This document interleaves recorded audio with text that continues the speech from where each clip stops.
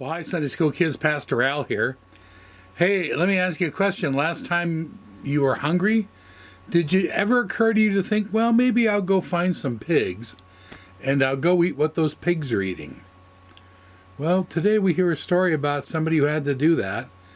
It's a story, a parable really, a made-up story that Jesus told to make a point about what happens when you decide you want to run away from God. How does God feel about you when you decide you want to come back? And I hope that there's never a point in your life when you run away from God, but a lot of us do sometimes in different ways. And this story makes an important point that when we do run away from God and do stupid, foolish things, when we're ready to take responsibility for what we've done and come back to God, God is ready and waiting for us to come back with open arms. So I hope you enjoyed this very familiar story, one that we call the story of the Prodigal Son. And remember, we're still having regular kids Sunday school at the 9 a.m. service every Sunday, and we'll probably only do these videos for a few more weeks into the summer, just to sort of get everybody ready to be back and fully on in person. So enjoy and learn from the story. God bless you. Bye. Running away. Jesus told this story about a boy who ran away. Once upon a time, there was a boy and his dad. Now, one day the boy gets to thinking, maybe if I didn't have my dad around telling me what is good for me all the time, I'd be happier. He's spoiling my fun, he thinks. Does my dad really want me to be happy? Does my dad really love me?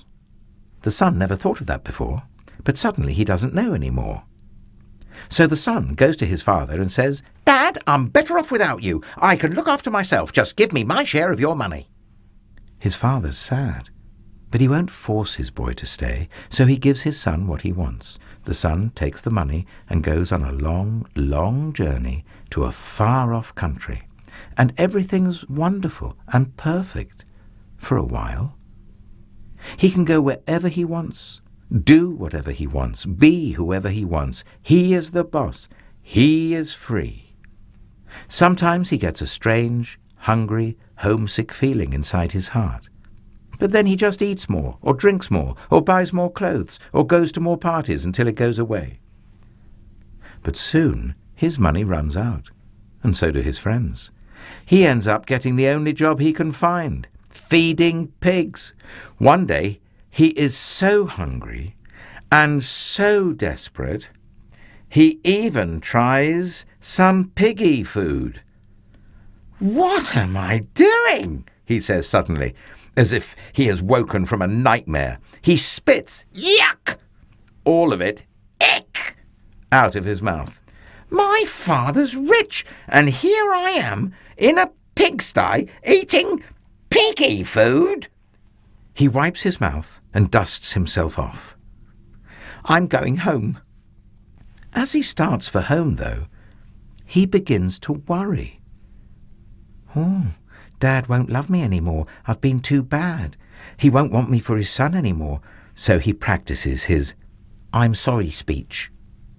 All this time, what he doesn't know is that day after day, his dad had been standing on his porch, straining his eyes, looking into the distance, waiting for his son to come home. He just can't stop loving him. He longs for the sound of his boy's voice. He can't be happy until he gets him back. The son is still a long way off, but his dad sees him coming. What will the dad do? Fold his arms and frown? Shout, "That'll teach you," and "Just you wait, young man"? No, that's not how this story goes. The dad leaps off the porch, races down the hill, through the gap, in the hedge, up the road.